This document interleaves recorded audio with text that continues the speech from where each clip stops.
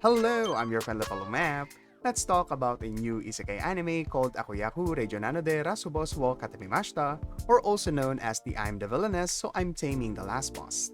Let's define it. Yep, it's another otome isekai. After the success of Hamefura, the new flavor of isekai seems to be otome games. I mean, we also had Moboseka, but Akola seems to be more similar to Hamefura that I thought that this was its third season.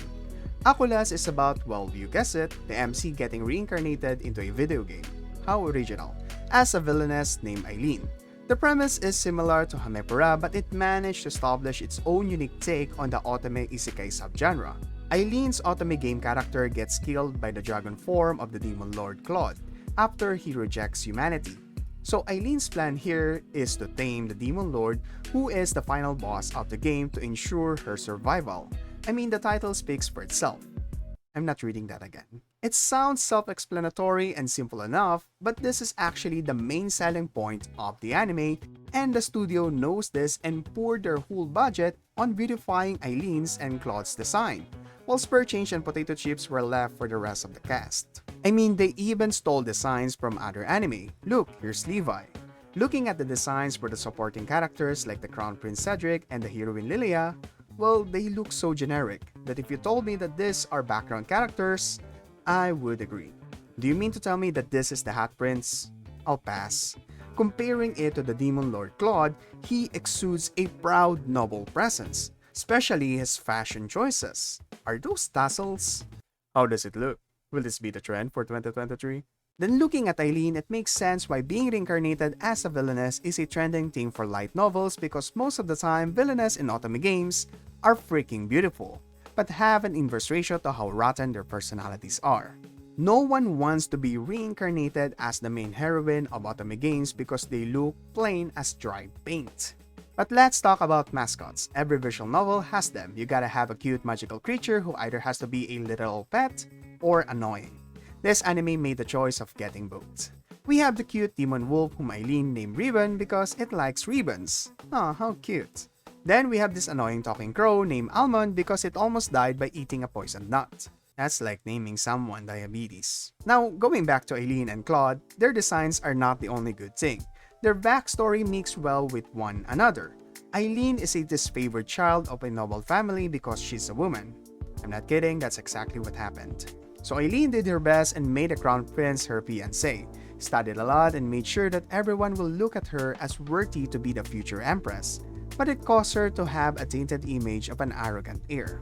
Claude, on the other hand, was exiled for being a demon, forced to live outside human contact and isolated in a ruined castle, resulting in distasteful rumors about him being the evil incarnate. Well, to be fair, he is the demon lord. Now, their chemistry is undeniable. It brings a smile to my face every time the arrogant Eileen would tease the lofty demon lord. Eileen's teasing is effective considering Rie Takahashi is voicing her, and Claude's reactions as the embarrassed demon lord are entertaining to watch, especially being backed by Yuichiro Omehara's talent. Wait, was that Claude's beam? Oh my gosh, Claude is just Piccolo. Both are regarded as demon lords, misunderstood loners who only became more humane after meeting a child of nobility.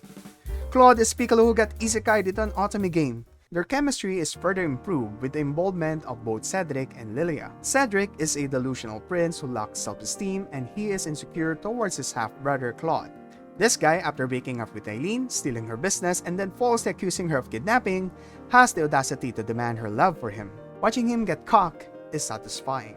Then Lilia, who I really thought was just a background character, I even edited her in some of the background to prove a point, is a manipulative harlot, trying to charm Claude by playing the innocent damsel in distress and framing Eileen for kidnapping. To which, of course, Claude responded, "Be gone!" This is starkly different from what Eileen is trying to do for Claude.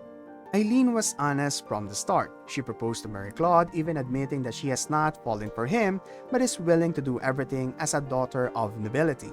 She uses obvious underhanded tactics to have an audience with Claude, and she holds nothing in her spare to speak her mind about what she really feels about Claude and his situation. It's effective because it's genuine. Every interaction that they have is a clash of their personalities that leaves them both defenseless and more appreciative of each other's company, making the seed of love bloom. Eileen is more determined than Lilia because, as she said, she does not have a second to spare. This may pertain to her impending doom where Claude kills her in the game, but this is actually more about her personal experience before getting isekai'd. Eileen got isekai'd after dying from cancer. Knowing that her time in life is limited, motivated her not to waste any seconds in achieving her goal. And that goal is surviving her second chance in life. This is refreshing for an isekai anime to have a clear objective from the beginning, which makes this a good anime to watch. Teaching us that despite knowing that we only have a finite time here on Earth, that shouldn't be an excuse to be stagnant in chasing our dreams.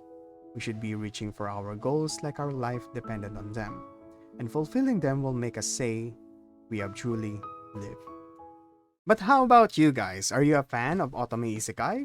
Leave it here down in the comments below and tell me how many Lilia did you spot in the background. If I managed to convince you to watch I'm the Villainess So I'm Taming the Last Boss, then kiss that like button. And if you like anime reviews and other otaku-defined contents, then slap that subscribe button like how you want to slap Prince Cedric. Laters!